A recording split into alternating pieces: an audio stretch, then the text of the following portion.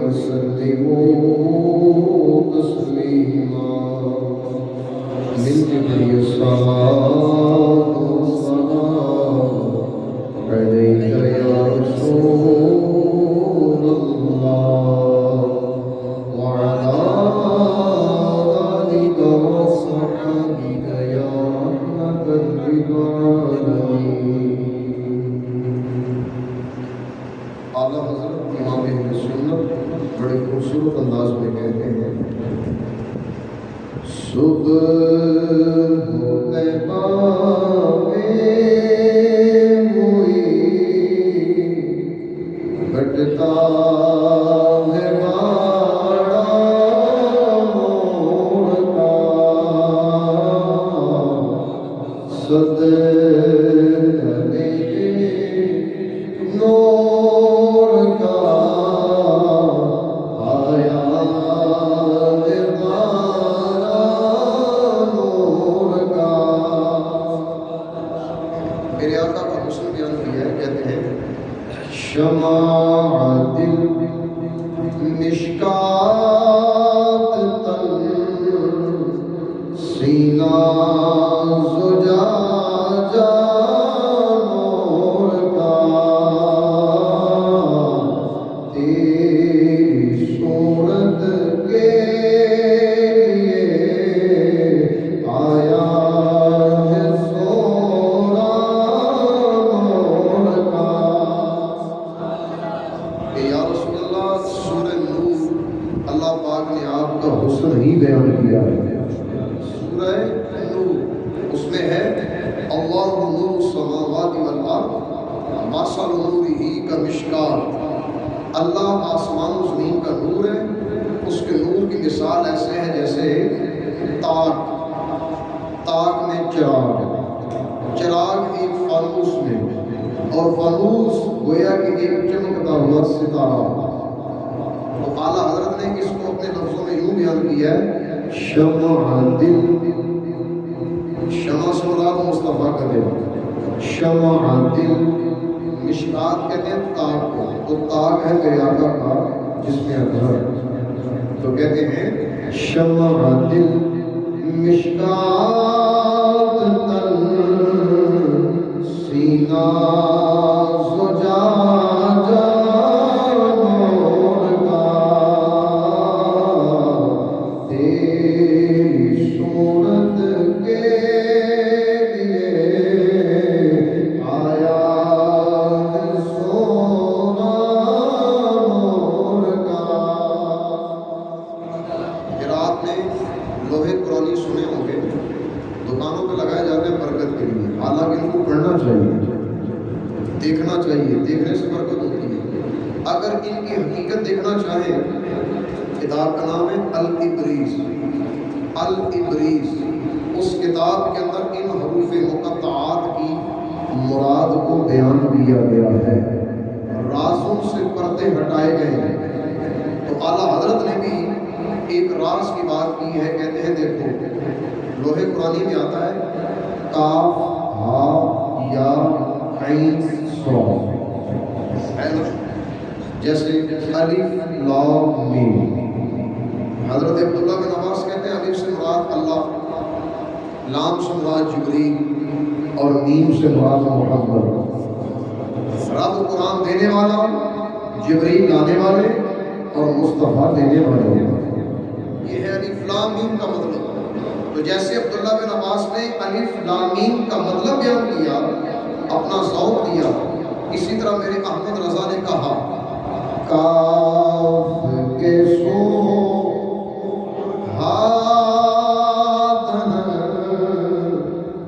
دہن مانا گلا، سرکار کا گلا مبارک. کاف کے سو ہا دہن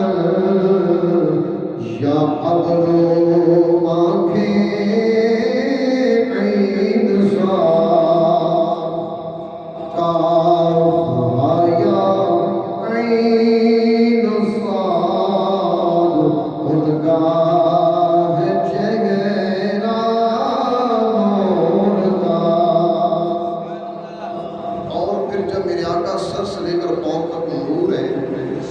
آقا کی ساری اولاد بھی نور ہے. پھر کہتے ہیں تیری نسل پاک میں ہے بچہ بچہ نور کا، تو ہے تیرے نور تیرا سب گرانا نور کا. اللہ تعالیٰ کی حمد و ثنا اور اس کے پیارے حبیب علیہ السلام کی بارگاہ میں ہدیۃً درود و سلام عرض کرنے کے بعد اللہ تعالیٰ کی بارگاہ میں التجا ہے خالق کائنات ہم سب کا مل بیٹھنا اپنی بارگاہ میں قبول فرمائے. سیدۃ النساء خاتون جنت ایک اللہ کی ایسی بندی ہیں جن کو اللہ پاک نے بڑی خصوصیات سے نوازا.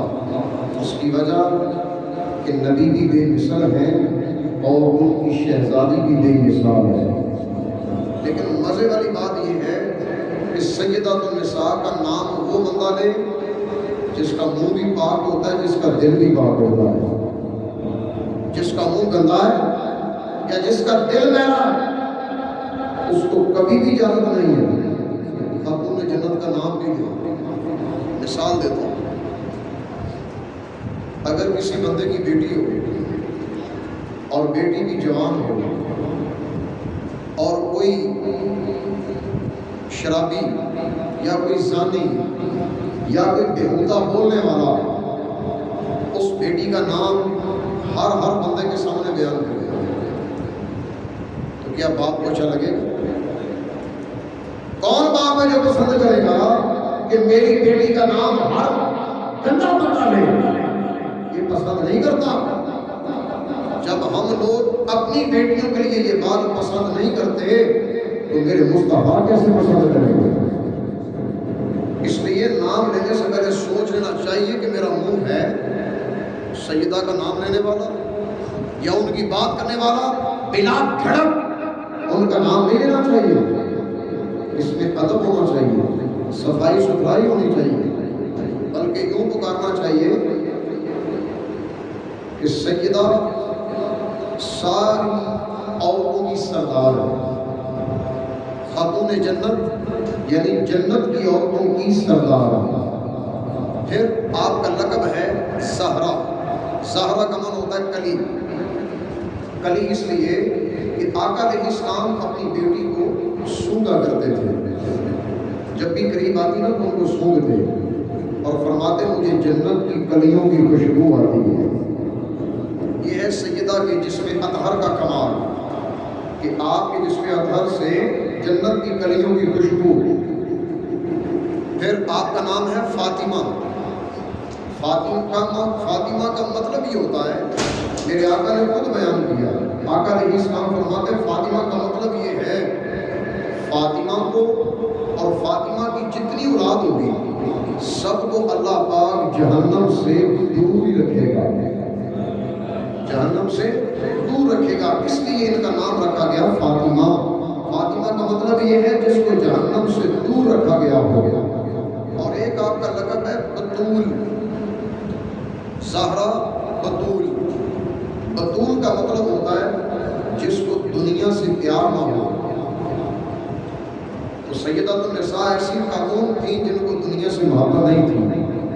کیوں کہ دنیا سے محبت تو میرے مصطفیٰ نے نہیں کی، تو جو عطا مصطفیٰ کی ہے وہی عطا بیٹی کی ہے. جب باپ اتنا اعلیٰ ہو تو اللہ اولاد بھی اتنی اعلیٰ ہی عطا کرتا ہے. بچوں کے صحیح ہونے کے لیے ماں باپ کا صحیح ہونا ضروری ہے. بچوں کی تربیت کے لیے، اولاد کی تربیت کے لیے ماں باپ کا تربیت یافتہ ہونا ضروری ہے. کیسے؟ تربیت کے لیے میں آپ کے سامنے ایک حدیث پڑھتا ہوں. یہ جامع ترمذی ہے، اس کے اندر ایک حدیث لکھی ہے، حدیث نمبر 3841. حضرت اماں عائشہ صدیقہ رضی اللہ تعالیٰ عنہا اس کی راویہ ہیں، بیان کرتی ہیں کہ میں نے سیدۃ النساء سے بڑھ کر چلنے کے اندر، بیٹھنے کے اندر، اٹھنے کے اندر اور بولنے کے اندر نبی پاک کے مشابہ اور کسی کو نہیں دیکھا۔ یعنی کہ جب چلتی تھی تو ایسے لگتا تھا جیسے مصطفیٰ چل رہے ہیں، جب بیٹھتی تھی تو ایسے لگتا تھا جیسے مصطفیٰ بیٹھ رہے ہیں، اور جب گفتگو ہوتی تو ایسے لگتا جیسے مصطفیٰ ہی بول رہے ہیں۔ بالکل جیتی جاگتی تصویر مصطفیٰ تھی۔ باپ کی وہ نور کی جھلک بیٹی کے اندر نظر آتی تھی۔ اور میرے آقا کی تربیت کیسی ہے؟ آپ فرماتی ہیں مزید کانت کی ذات خلق علی النبی، جب حضرت فاطمہ حضور کے پاس آتی، دیکھنا ذرا باپ کی تربیت کیسی ہے۔ تربیت کرنا یہ ماں کی بھی ذمہ داری ہے، لیکن باپ کی پہلے ہے۔ بعض باتیں ماں بھی نہیں کر سکتی جو باتیں باپ سمجھا دیتا ہے، اور بیٹی کا باپ کے ساتھ جو رشتہ اور محبت ہوتی ہے یہ بیٹوں کی بھی اتنی نہیں ہوتی۔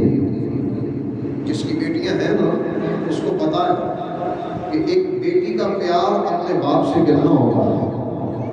بیٹے بے وفا ہو سکتے ہیں لیکن بیٹی بے وفا نہیں ہوتی۔ یہ آخری دم تک ساتھ دے گی اپنے باپ کا، آخری دم تک، اور دنیا سے جانے کے بعد بھی اپنی دعاؤں میں بیٹی ہی یاد رکھتی ہے۔ یہ بیٹے بھول جاتے ہیں۔ بیٹا وہی یاد رکھے گا جس کے سینے میں رب کا کلام ہے، مصطفیٰ کا فرمان ہے۔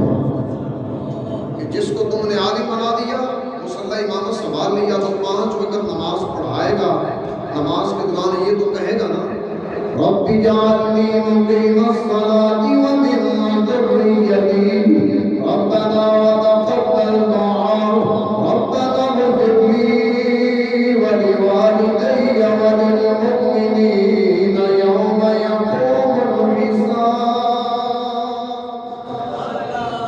یہ دوران نماز کہے تو دیکھیں ایک عام بندہ کہے وہ الگ بات ہے، کیونکہ اس کو پتہ نہیں ہے اس کا ترجمہ کیا، اس کا مطلب کیا، میں رب سے کیا کہہ رہا ہوں۔ لیکن ایک عالم قرآن مصلی امامت پہ بیٹھے ہوں، التحیات کی شکل میں بولے، تو جو وہ کہہ رہے ہوتے ہیں ان کو پتہ بھی ہوتا ہے کہ میں یہ کہہ رہا ہوں یا اللہ سب سے پہلے مجھے معاف کر دے اور پھر میرے ماں باپ کو معاف کر دے۔ تو جب ایک امام بولے، امام پیچھے اتنے لوگ کھڑے ہیں، تو امام بولے تو اللہ کی تو رحمتیں سب سے پہلے امام پہ نازل ہوتی ہے، تو کیوں نہ اس کی دعا قبول ہوتی ہے۔ تو شرط یہ ہے اگر مرنے کے بعد دعا کے ہم حاجت مند ہیں، دل کرتا کوئی دعا کرے تو پھر اپنی اولاد کو عالم دین بنا دو، ورنہ بیٹیاں تو دعا کرتی تو بیٹیوں کو بھی علم دین چاہیے، تربیت چاہیے، اور باپ کی تربیت اعلیٰ ہوتی ہے۔ میرے آقا نے تربیت کیا دی؟ گواہی دے رہی ہیں حضرت اما عائشہ صدیقہ، جنہوں نے دیکھا ہے۔ دیکھا کیا؟ کہتی ہیں کہ حضور کی بارگاہ میں آئیں، قام الیہا، سب سے پہلے حضور اپنی جگہ سے کھڑے ہو گئے، سیدہ آ رہی ہے اور ان کے لیے حضور کھڑے ہو گئے۔ یہ پہلی تربیت کا حصہ ہے کہ جب بیٹی آئے باپ اپنی جگہ سے کھڑا ہو جائے، اس کے ادب کے لیے، احترام کے لیے۔ باپ اپنی بیٹی کا احترام کر کے سکھائے۔ ظاہری بات ہے جب باپ بیٹی کا احترام کرے گا تو بیٹی باپ کی نافرمان کیسے ہوگی؟ بیٹی کبھی زندگی میں نافرمانی نہیں کر سکتی اگر باپ نے یہی انداز دیا ہو جو انداز مصطفیٰ ہے۔ ایک آقا کھڑے ہو گئے، فَقَبَّلَهَا، بیٹی قریب آئی، فرمایا کہ ان کو بوسہ دیا، اپنی بیٹی کو چوما۔ تو باپ ایسے شفقت اپنی بیٹی کو چوم سکتا ہے، بوسہ دے سکتا ہے، یہ بوسہ شفقت ہوتا ہے۔ اور بوسہ شفقت اپنی بیٹی کی پیشانی پر، سر پر دے سکتا ہے، اپنی بیٹی کے ہاتھوں کو بھی چوم سکتا ہے، کیونکہ ہاتھوں کو چومنا یہ بھی ادائے مصطفیٰ ہے۔ بوسہ دیا، وَأَجْلَسَهَا فِي مَجْلِسِهِ، اپنی جگہ پر اپنی بیٹی کو بٹھایا، اپنی جگہ پر اپنی بیٹی کو بٹھایا۔ 3 طرح کی عادتیں پیدا کر دی اپنی شہزادی نے۔ کیسی پیاری تربیت ہے۔ 3 عادتیں ڈالی، کھڑے ہونا، پیار سے بوسہ دینا اور پھر اپنی جگہ پہ بٹھا دینا۔ اب دیکھنا، وقان النبی صلی اللہ علیہ وسلم اذا دخل علیہا، اما عائشہ صدیقہ فرماتی ہیں کہ جب سرکار سیدہ کے گھر میں جاتے تو قامت، جو والد صاحب نے سکھایا ہے اب تربیت نظر آنے لگی۔ وہ نظر کیسے آنے لگی کہ جیسے مصطفیٰ کھڑے ہوتے تھے تربیت کی تو بیٹی نے عمل کر کے دکھایا، اپنے والد محترم کے لیے کھڑی ہو گئی، جیسے حضور کھڑے ہوئے ایسے بیٹی کی کھڑی ہو گئی۔ پھر فقبلت، اپنے والد محترم اپنے بابا جان کے ہاتھوں کو بوسہ دیا، بالکل وہی انداز باپ نے جو کر کے دکھایا بیٹی نے عمل کر کے دکھایا، بوسہ دیا۔ نبی پاک کے مبارک ہاتھوں کو، سرکار کے ہاتھ بڑا کیسے تھے؟ صحابہ کہتے ہیں آپ کے ہاتھوں کو بندہ یوں پکڑ لینا کبھی سلام لیتے ہوئے تو ایسے لگتا تھا جیسے کسی روئی کو ہاتھ لگ گیا، اتنے نرم نبی پاک کے مبارک ہاتھ تھے۔ اور سیدۃ النساء نے سرکار کے مبارک ہاتھوں کو بوسہ دیا۔ پھر فرمایا اجلستہ فی مجلسہا، جیسے سرکار نے اپنی جگہ پر بٹھایا اسی طرح سیدہ نے بھی اپنے پیارے محبوب کو، اپنے پیارے بابا کو اپنی جگہ پر بٹھایا۔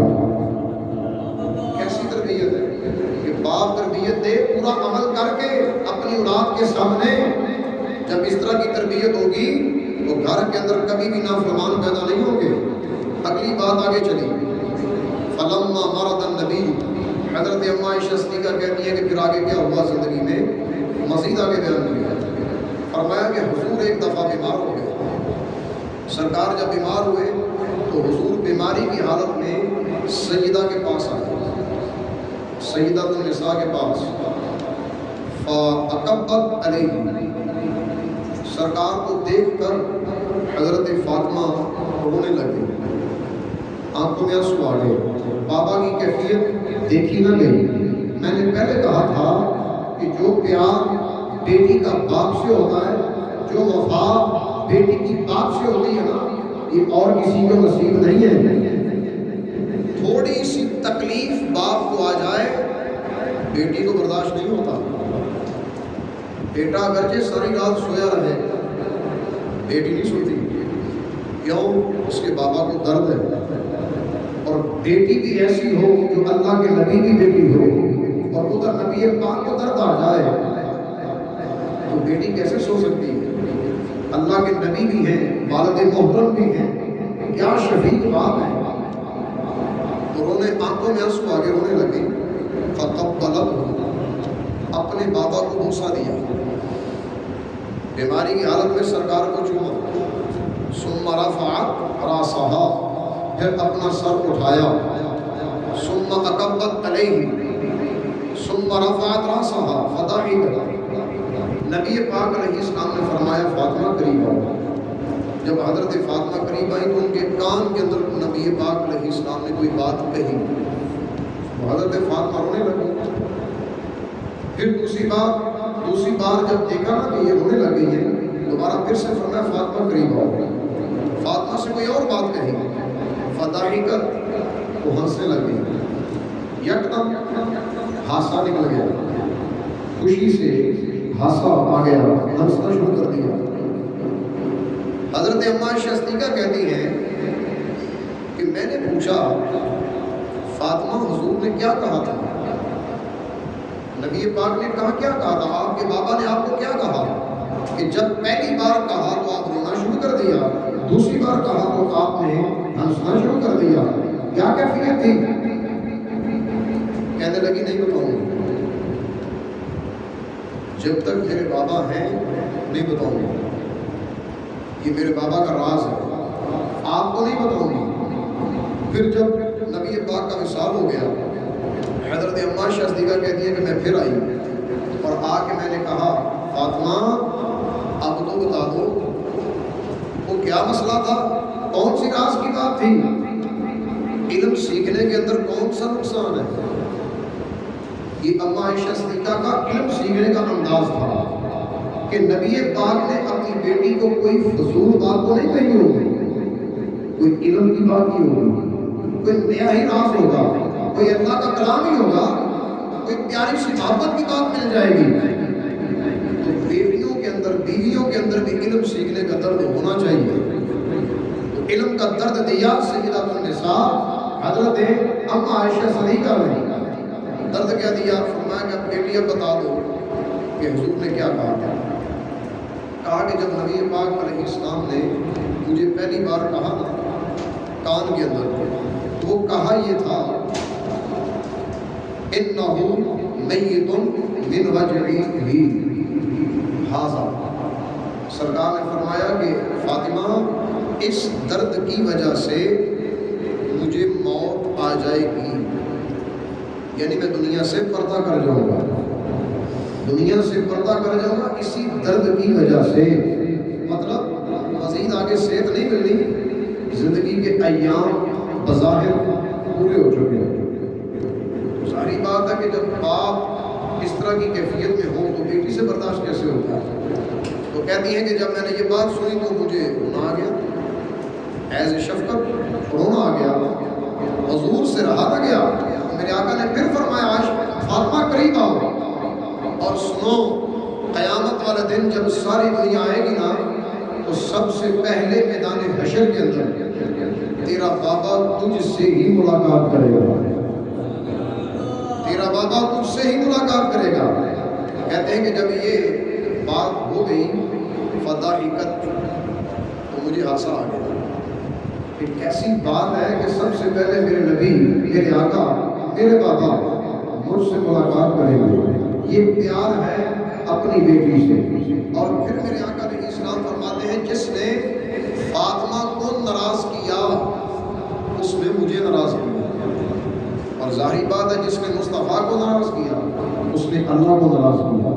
اب میں قرآن پڑھتا ہوں، سیدۃ النساء کی عادت مبارکہ کیسی ہے اور عورتوں کی عادت کیسی ہونی چاہیے۔ 22واں پارہ سورۃ الاحزاب، اس کی آیت نمبر 35 اللہ پاک فرماتا سنیے، ان المسلمین والمسلمات والمؤمنین والمؤمنات والقانتین والقانتات والصادقین والصادقات والصابرین والصابرات والخاشعین والخاشعات والمتصدقین والمتصدقات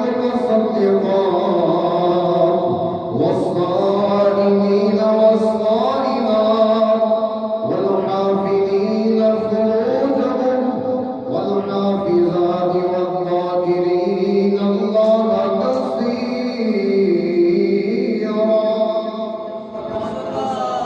یہ بہت ساری صفات اللہ پاک نے بیان کی ہیں۔ فرمایا بے شک مسلمان مرد اور مسلمان عورتیں، مومن مرد اور مومن عورتیں، قانتین ادب کرنے والے مرد اور ادب کرنے والی عورتیں۔ کتنی صفتیں ہو گئیں؟ 3، مسلمان، مومن، ادب کرنے والے۔ چوتھی والصادقین والصادقات، سچ بولنے والے مرد اور سچ بولنے والی عورتیں۔ کتنی صفتیں ہو گئی؟ 4۔ والصابرات والصابرین، صبر کرنے والے مرد اور صبر کرنے والی عورتیں۔ کتنے ہو گئے؟ 5۔ فرمایا والخاشعین والخاشعات، اللہ کے خوف سے ڈرنے والے مرد اور ڈرنے والی عورتیں۔ کتنے وصف ہو گئے؟ 6۔ والمتصدقین والمتصدقات، صدقہ دینے والے مرد اور صدقہ دینے والی عورتیں۔ کتنے وصف ہو گئے؟ 7۔ والصائمین والصائمات، روزہ رکھنے والے مرد اور روزہ رکھنے والی عورتیں۔ کتنے اوصاف ہو گئے؟ 8۔ والحافظین فروجہم، اپنی شرمگاہوں کی حفاظت کرنے والے مرد اور اپنی शर्मगाहों की हिफाजत करने वाली औरतें। कितने औसाफ हो गए? 9। वज़्ज़ाकिरीन अल्लाह कसीरा वज़्ज़ाकिराती, अल्लाह का बहुत ज्यादा जिक्र करने वाले मर्द और बहुत ज्यादा जिक्र करने वाली औरतें। कितने बस हो गए? 10। ये 10 औसाफ जिस मर्द और जिस औरत में आ जाए, 10 आदतें जिंदगी में बनाना इसका काम है। आगे अल्लाह क्या देगा, उसका इनाम क्या है, ये इनाम सुन लो। फरमाया अअद्दल्लाहु लहुम मग़फ़िरतन व अजरन अज़ीमा।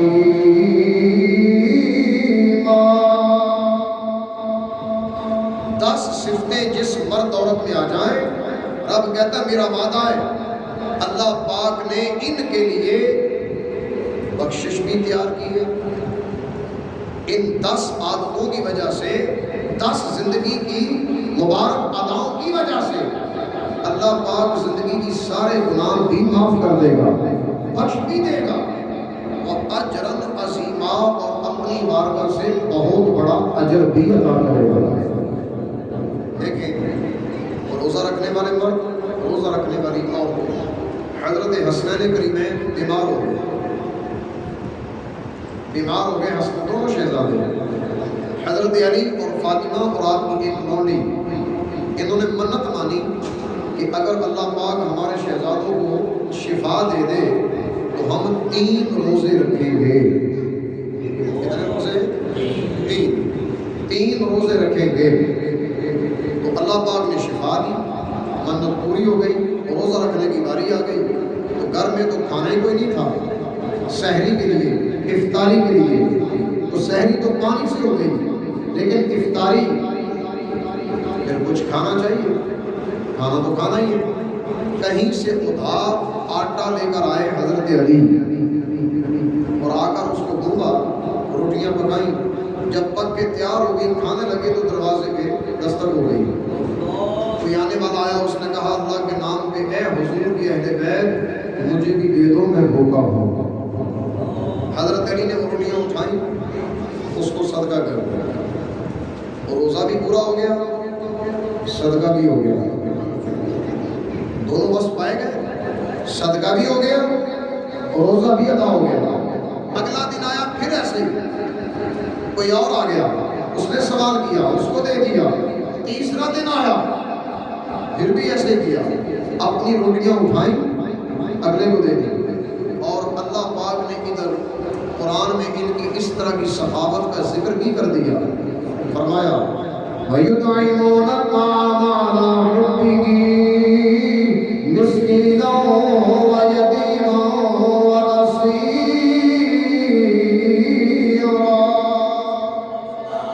फरमाया ये अली, फातिमा और इनकी ये जो घर वाली लौंडी है नौकरानी, इनकी आदत मुबारक ये है, जब भी खिलाते हैं ना किसी को, फरमाया अल्लाह की रज़ा के लिए खिलाते हैं। कभी यतीम को, कभी मिस्कीन को, और कभी किसी कैदी को। और 3 ही बंदे आए थे, तीनों का जिक्र रब ने कुरान में कर दिया।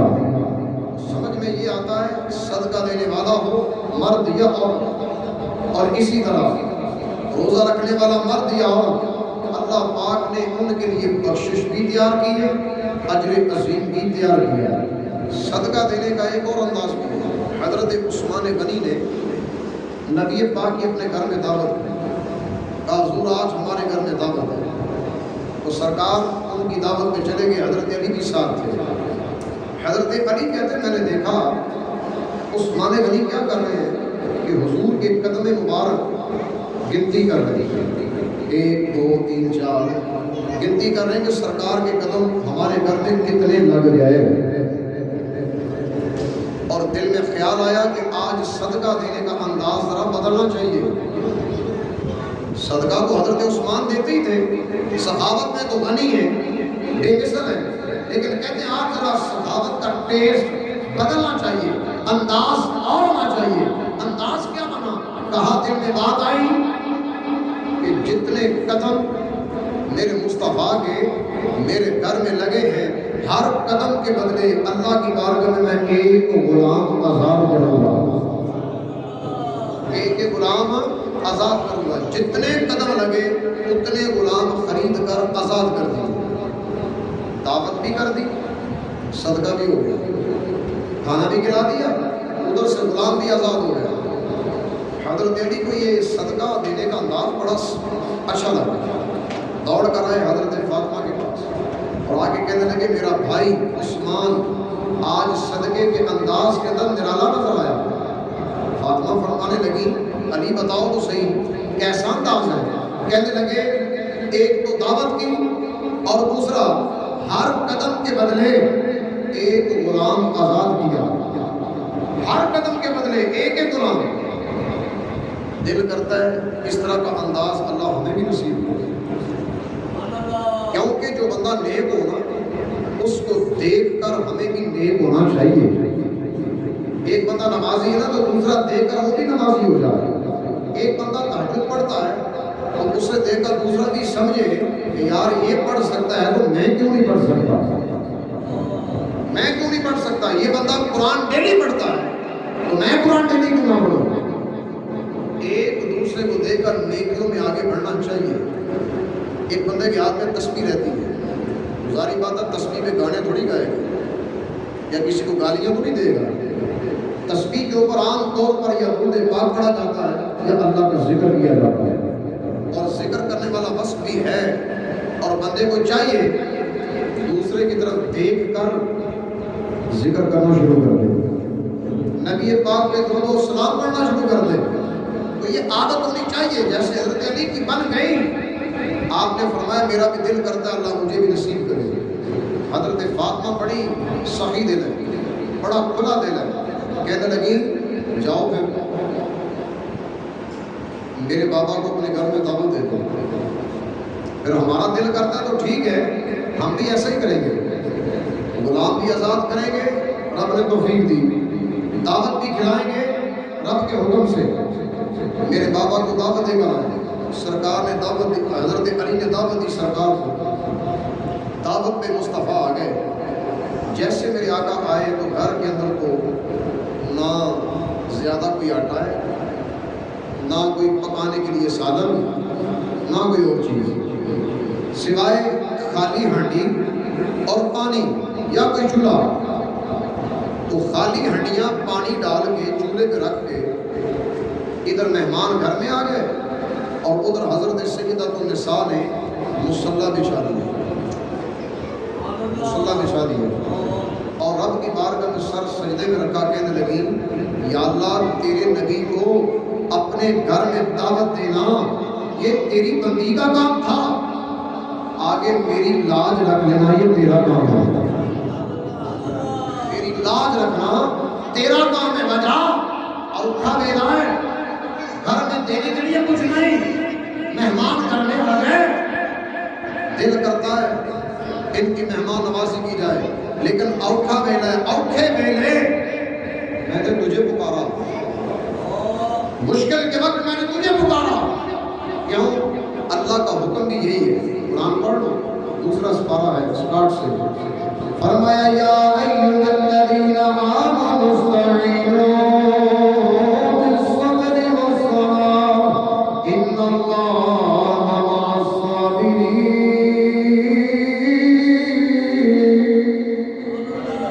فرمایا اے ایمان والو جب بھی مشکل آ جائے صبر اور نماز سے مدد حاصل کرو، جب بھی مشکل آ جائے نماز پڑھو، رب سے التجا کرو اور صبر کرو۔ صبر اور نماز دو کام اگر تم کرو گے تو اللہ صبر کرنے والوں کے ساتھ ہے۔ اور حضرت فاطمہ الزہرا نے صبر بھی کیا اور ساتھ رکعتیں بھی ادا کی، رب کی بارگاہ میں پکارا بھی، کہا یا اللہ تیرا قانون ہے، تیرے قانون کے مطابق تیری بندی کی لاج رکھنا یہ تیری ذمہ داری ہے، بلانا میری ذمہ داری تھی اور میری لاج رکھنا یہ تیری ذمہ داری ہے۔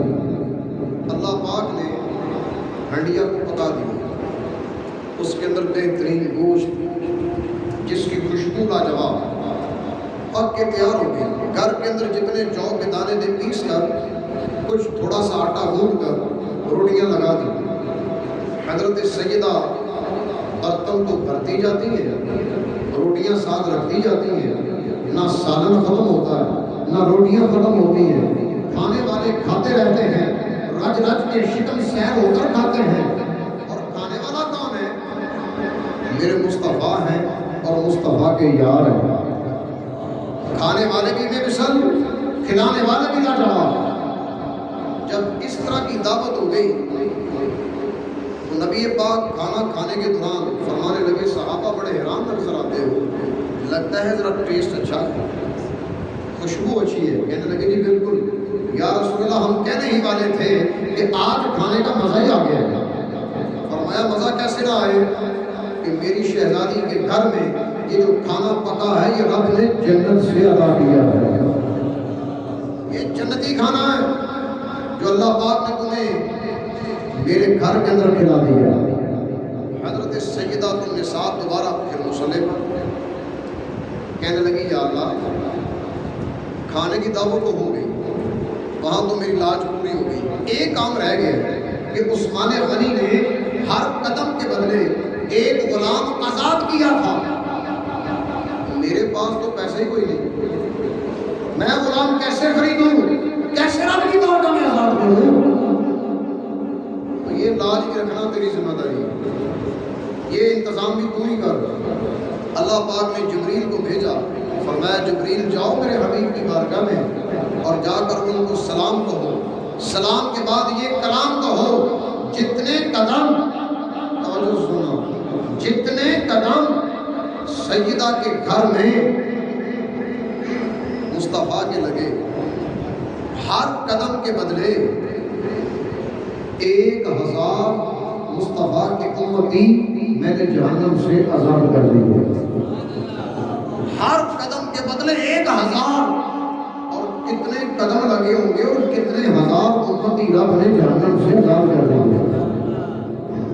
عثمان غنی کے گھر میں غلام آزاد ہوئے اور سیدہ کے گھر میں کیسی خیرات بٹی کہ اتنے سارے گناہگار امتی جہنم سے آزاد کر دیے گئے. اب ذرا امام احمد رضا سے پوچھو کہ آپ کیا کہتے ہو, سیدہ کے بارے میں آپ کا کیا نظریہ ہے؟ تو میرے امام کہتے ہیں سنو ذرا, کیا بات رضا اس چمنستان کرم کی, کیا بات رضا اس چمنستان کرم کی, سہرا ہے کلی جس میں حسین اور حسن ہو. کہتے ہیں کہ اس گلستان مصطفیٰ کی کیا بات ہے جہاں ایک باغ میں کلی ہے, 2 پھول ہیں, ایک حسن ہے ایک حسین ہے. تو سیدہ النساء رضی اللہ تعالی عنہا نبی پاک کے وصال کے بعد 6 ماہ تک حیران رہی, پریشان رہی, نبی پاک کے غم میں رہی, اور پھر 6 ماہ کے بعد آپ کا وصال ہوا. 3 رمضان المبارک, رمضان کے مہینے میں 3 رمضان المبارک, اور وصال سے پہلے آپ نے صدیق اکبر کی زوجہ حضرت اسماء ان سے فرمایا کہ میرا دل کرتا ہے کہ میرے جنازے کو کوئی نہ دیکھے, میرے جنازے کو کوئی نہ دیکھے.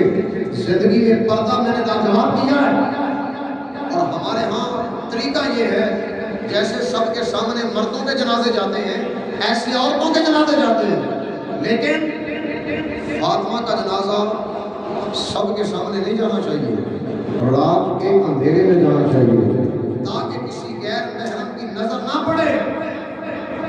کیسا پردہ ہے, لاجواب پردے کا اصول دے دیا اس امت مصطفیٰ کی خواتین کو, اتنا پردہ. اور پھر فرمانے لگی میرے جسم کو برہنہ نہ کیا جائے, کسی کے سامنے کھولا نہ جائے, اور آپ کا جنازہ پڑھانے والے سیدنا صدیق اکبر ہے.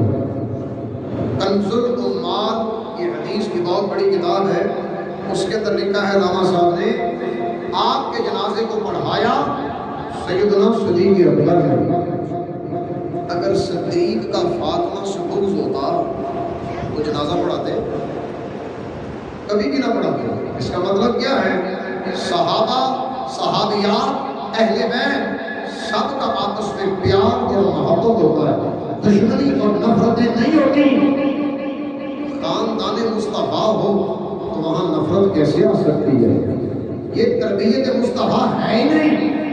اور اگر کوئی کہے کہ حضرت فاطمہ سے صدیق اکبر کو نفرت تھی یا ظلم و زیادتی کی تھی تو اس کا اعتراض صدیق پہ نہیں ہے، صدیق کے نبی پہ ہے۔ اور نبی کا دشمن رب کا دشمن ہوتا ہے۔ اس طرح کے دشمنوں سے ہمارا کوئی کام نہیں ہے۔ جو مصطفیٰ کا نہیں ہے وہ ہمارا بھی نہیں ہے۔ ہم جب بھی ذکر کرتے ہیں سیدہ کا، پاک صاف ہو کر، پاک صاف ہو کر، بیان کرنے والا بھی صاف ستھرا ہو، باوضو ہو، ادب کے دائرے میں رہ کے سیدہ کا ذکر کرے، اور سننے والے بھی ذرا نیتوں کو صاف کر کے سیدہ کا ذکر سنے، پھر مزہ آتا ہے خاتون جنت کا ذکر کرنے کا۔ بہرحال اللہ پاک سیدہ خاتون جنت کے درجات بلند فرمائے اور ان کے صدقے سے ہماری ماؤں، بہنوں، بچیوں کو حیا کی چادر تطہیر عطا فرمائے۔ وآخر دعوانا الحمد للہ رب العالمین۔ السلام علیکم۔